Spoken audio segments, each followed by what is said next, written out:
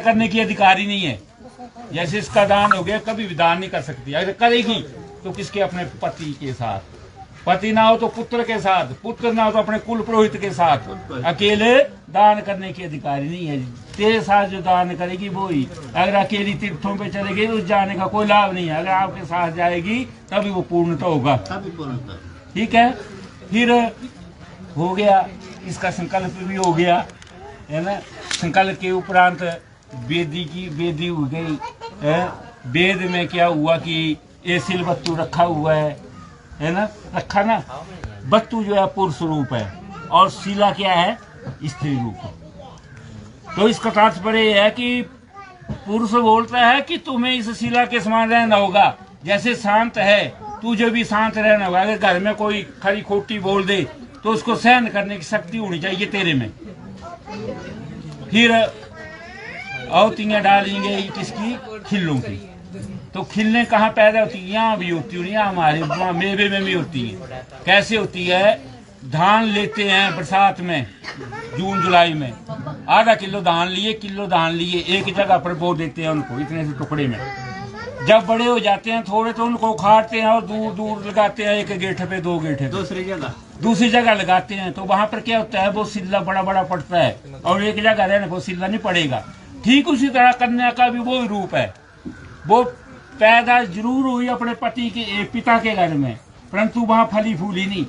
फलने फूलने के लिए उसको दूसरा डेरा ढूंढना पड़ा, अपना पति का घर। वहां वो पुत्रों वाली, पौत्रों वाली, पड़पोत्रों वाली होगी। है ये जो खिल्लें डाली होती हैं इसके समान है।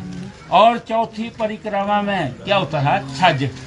छज से औती डाली जाती है, कन्या सिर्फ कन्या डालती है। क्यों डालती है, एक सिरे से डालती है, इसलिए डालती है कि छज से क्या करते हैं, जब पूनते हैं तो कूड़ा बाहर निकल जाता है और अच्छाई अंदर रह जाती है, मतलब चावल अंदर रह जाएंगे, है ना। ठीक उसी तरह भाव ये है कि तुम अपनी बुराई को बाहर निकाल दो और अच्छाई जो अपने में विराजमान रखना।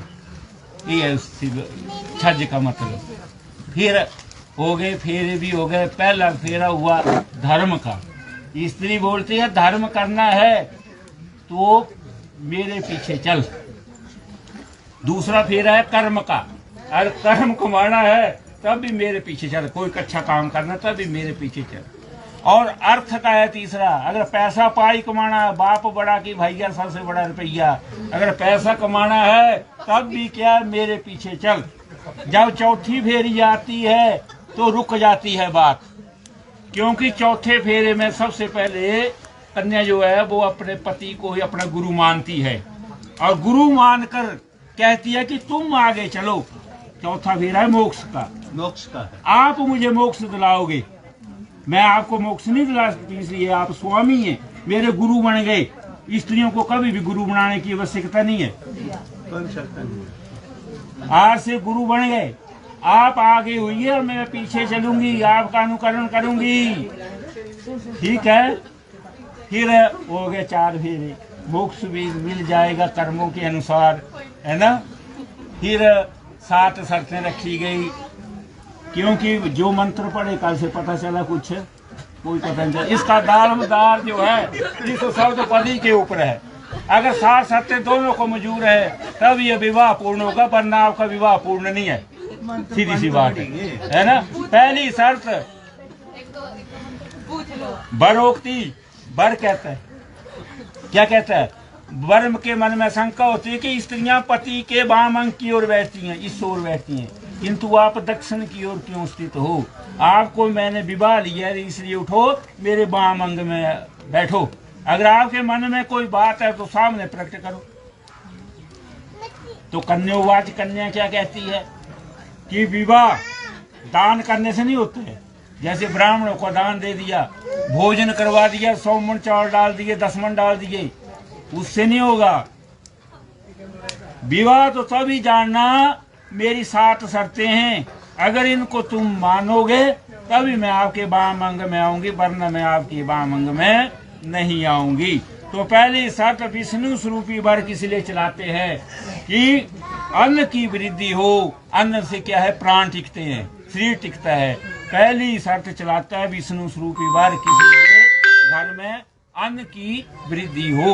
तो कन्यो दीनम कर्तव्यम चाद्यम पदे बब्रवीत। तो पहली शर्त के बीच में कन्या क्या बोलती है कि घर में जितना भी धन धान्य होगा, मधुर पदार्थ होंगे, खाने योग्य जो भी वस्तुएं होगी, वो सब आज से बाद मेरे अधीन करनी होगी। और मेरा मान रखने के लिए जो कुछ तनख्वाह मिलेगी वो भी मेरे पास देनी होगी पूरी की पूरी। दूसरे के घर में भोजन करना होगा, ऐसा स्वीकार है। तो प्रथम शर्त के बीच में मैं आपके वामंग में आती हूँ। स्वीकार है जी? है? ये तो बच्चा टिल्ली की थी। अब बात सुन ले। बात क्या है यहाँ पर? सुन ले बात। मान सम्मान की बात है। आप क्या करोगे?